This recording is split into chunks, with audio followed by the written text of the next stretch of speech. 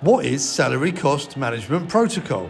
Well, SCMP is the financial fair play rules for all League One and League Two football clubs. We asked Joe Jacobson and Rob Couhig how this impacts their work at Reading, but before that, let's ask some fans before the game at Pompey if they know what SCMP is. I don't have a clue. I've heard of it. Can you explain it? No, I only heard of it a minute ago when you asked him. But you don't know what it is? No idea. No idea at all. Do you understand what it means? No. Well, salary cap, I'm guessing, so wage cap, limit, I don't know. What do you reckon, mate? Just salary. Well, a cap on salaries. No. Okay, fair enough. What about you, mate? No, I ain't got a clue. I ain't got a clue either. No idea. What does it stand for? SCMP? Yeah. Salary Cap Management Protocol. All right.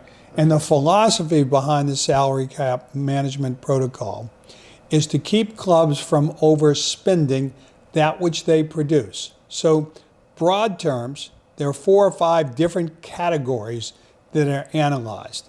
First and most importantly, generally, is how much revenue you bring in, how much turnover you bring in, less the cost of producing that revenue. Bring in $1 million worth of food and beverage, less the 400,000 pounds that you spend to bring it in, then you have a net 600,000. So you add up all the numbers: season tickets, anticipated tickets, sponsorships, food and drink, parking even, bang, you come up with a number, and that's the first sort of linchpin of what goes into your SCMP. Second thing is, what sort of league payments you get. I think, do those go in there? They go in the original one, yeah. Yeah. There's like football fortune. Football fortune, when you play in the cup games, if you win a cup game and you get 100,000, that's good. There is some money to be had if you talk us into making an equity injection, Yep. which means that we in effect don't lend the club money, we give the club money. And even there, it becomes very particular because on the first 250,000, you're entitled to 100% credit, and it's a sliding scale to when you get to $1 million or £1 billion, it begins in League One to only give you 50% credit. I think. Yeah. So you've got things like the transfer sales. Transfer that come sales in that you can spend 100%. Right. That's almost like the football fortune. So you can spend 100% of the transfer revenue that comes in on the SCMP. So tell me if I'm right. When we're analyzing whether to accept a transfer fee, part of the calculus is, look, if we bring this in, it'll create $400,000 of new SCMP room. Yep. Which will allow us to go get player Jones over here, Yep. who, by the way, Rob, is going to cost us $398. Yep. Yeah. But then also, when you bring a transfer fee in, lots of people think it's just one big lump sum you get that the transfer fee is. That's staggered over a couple of seasons maybe, or in different time frames. You can only spend that once it's received. So if you sell a player for 500,000 and you get 250 now and 250 in a year's time, you can only spend the 250 because that's all that's guaranteed in right now. So that all comes into play as well. So when the social media people out there say we've sold a player and we're bringing in 1.8, have we ever, to your knowledge, actually gotten 1.8 at the same time? No, I've not seen 1.8, Right. not yet. So, I'm sorry, Phil. Question: what happens if you don't stick to this formula, these rules? What's the punishment? The punishment is, I was going to say excommunication, but it's a different sport here. The punishment is that we enter into an embargo where we're not allowed to sign anybody. Okay. And it's a pretty draconian thing. Well, even if you get within 5% Right. of your maximum SCMP figure, the league will put a transfer embargo in place, so you're not allowed to sign players until you come out of that. And for us, it's even more difficult because while we theoretically have been freed from the bondage of embargoes and the 5% rule, they're taking a careful eye at us, and they're insisting that we use last year's numbers and the year before. A perfect example. We got in and we thought we had plenty of room, and we discovered that the league was objecting to our calculation because they've got a whole department that does every club's calculation. They were doing it based on last year's sales, and we wanted them to use this year's sales, which would have given us, I want to say, another $500,000 or thereabouts of headroom. And when we had to go and show them that our fans, great fans that they are, actually bought 2,500 more season tickets or 2,000 more season tickets. We brought in more outside promotional money and the like, and so we were able to get that number up close to where we wanted to be. And then we kid because, one day Todd and I and Joe talked about it, and as much as I don't believe in equity contributions, we made one. So we're out of the woods in terms of the immediate danger of the football club and everything's looking rosy, but still not fully out of the long grass when it comes to dealing with transfer windows. We're still kind of hampered a little bit by the recent history. Yeah, I don't think we're hampered legally or regulatorily. We're hampered historically because people are going to look at our numbers a little bit askance. We're helped, I think, because of our prior relationship with another club where they know that we're pretty tight with the dollar and we watch our money, and when we say we expect to do it, we're going to do it.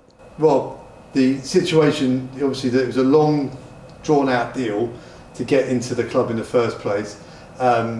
Did you ever really understand what you'd find on day one when you picked up the keys? I thought that it would be different in the sense of what we were told. I want to be careful how I describe it because of some other things that are going on. And so I had a basic understanding of what our probable SCMP would be, just from published figures. What we were not aware of is some of the things that would diminish that number. And in terms of the window then, so agents and everything else now see Reading back in the table, back in the market when it comes to the transfer windows, something the club not been able to do for a little while. How's that been then, being the new kids in town back at the table? Well, one of the things, talking about what you can spend with SCMP is, people think it's just a percentage that you can spend on wages. Well, it's not. Everything that goes into that is agents' fees, bonuses that players receive, national insurance. So pretty much for every pound you spend on wages, you're actually spending £1.30, £1.40 in total.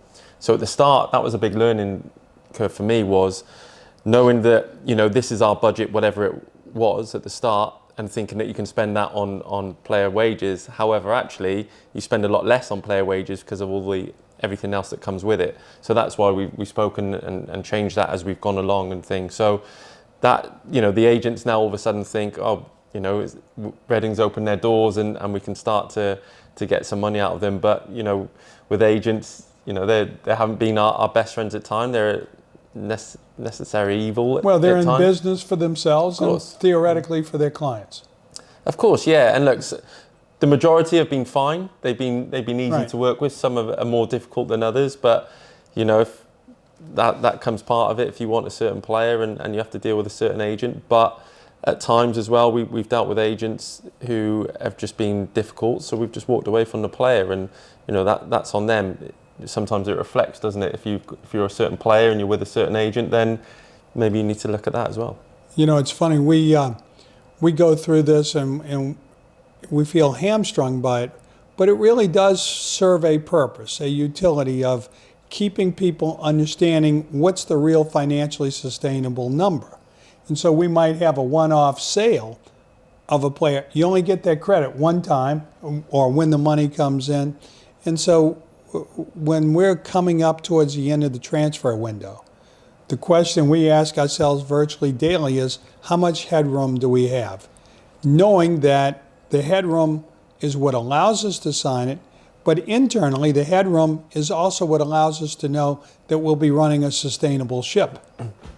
And also that figure changes daily, right? Like you just said. So we'll get payments in from transfers that happened a year ago because of the way transfers are structured, income from other revenue streams, from media streams, from the league. They come in at different times. So until that actual comes in, you can't spend that money. So every day, first thing I do is, what's the headroom, and speak to the manager and go, today actually, now's the time to go and try and sign a player.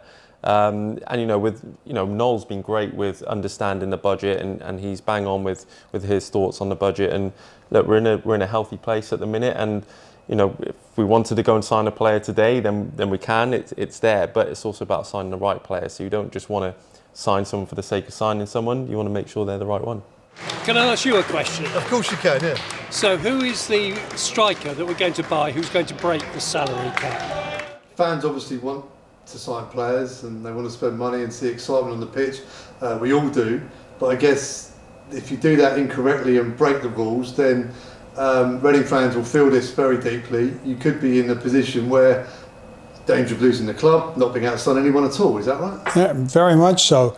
And I love the fans, and they particularly the ones who pay their money and come to the games. Those who just go on social media and harp and have no idea what they're talking about, I've developed a different relationship with. But when I look at it, I don't think sometimes people understand how the transfer window works. They expect you to go to Aldi and on aisle 3, that's where the strikers are, and you just go buy one. Every time you pick a player, you have to figure out what's happening with the rest of the squad, what's happening with our SCMP, how does that implicate what we're going to do in January, how does Noel use the guy, and the whole deal. That's why it really is a team effort. A lot of people talk about it, and they try and suggest, oh, these guys are we do everything as a group. Brian, Jackson, Noel, Couhig and Joe. Sometimes they talk to me. Most times they just tell me, and I'm happy with it. But it's an interesting process, Phil, and it makes English football very unique because the fans, to your point, want to see something happening. We know it happens at the beginning of the transfer window. It happens around the middle when some guys realize, well, maybe I'm not going to get the big contract that I thought I would. And then there's one final week. That final week, a lot of truths come home. And so we need to make sure as we go to the final week, we're ready to do the business we want to do. This to me seems like a set of scales because on one hand, you've got to get the fans excited because you want them to buy tickets, you want them to buy beers and buy things in the shop or streaming passes because that all contributes to that figure moving forwards. But at the same time, you've got to do it in a way that doesn't put the club at risk. So does it feel like you're on a tightrope?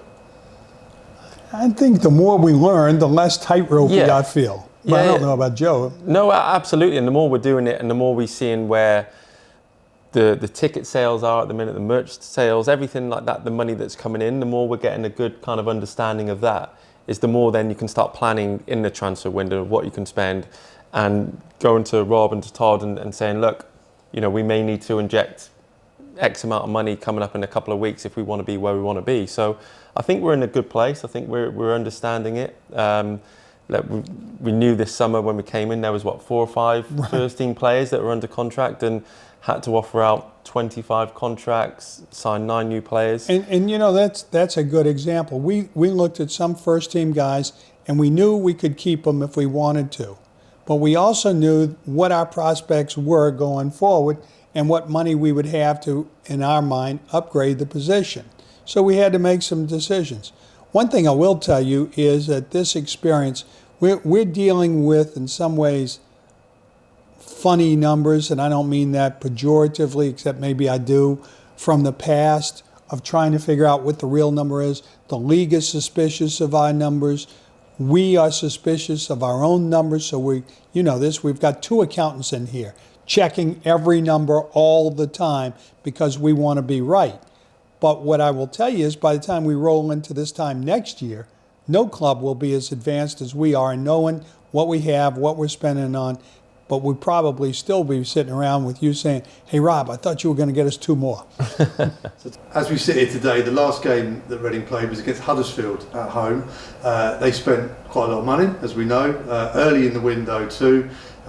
Club similar size, similar history to Reading, not had the recent issues that Reading have had, but I'm guessing Reading fans might be thinking, why have we not done that? So has their owner been putting money in, and if so, what are the risks of that strategy? Well, I don't know that It's a different philosophy, and so I don't want to say it's a bad one, but their ownership has decided to do the same sort of Wrexham, Birmingham adventure, which means the ownership group puts a ton of their own money in, which produces all kinds of fun times when you're able to buy talent, pretty much, 30, 40, 50% more money available for your team than the other teams in the league.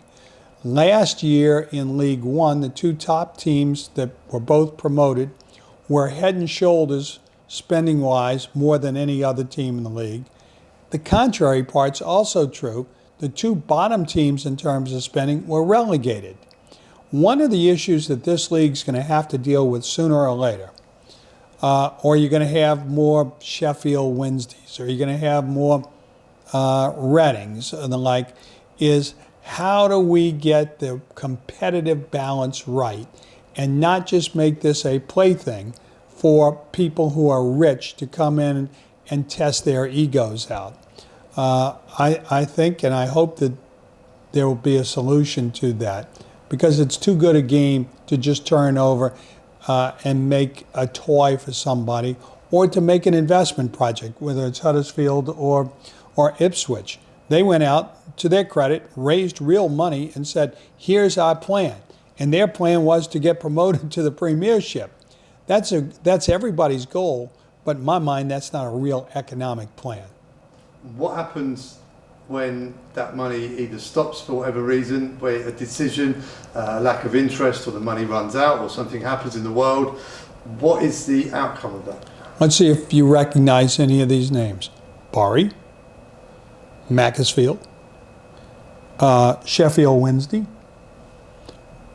Reading, Morecambe. All of these things are, and that's why we've got to change the funding mechanism ultimately, so that we can put some limits on what people can do with the money and the like.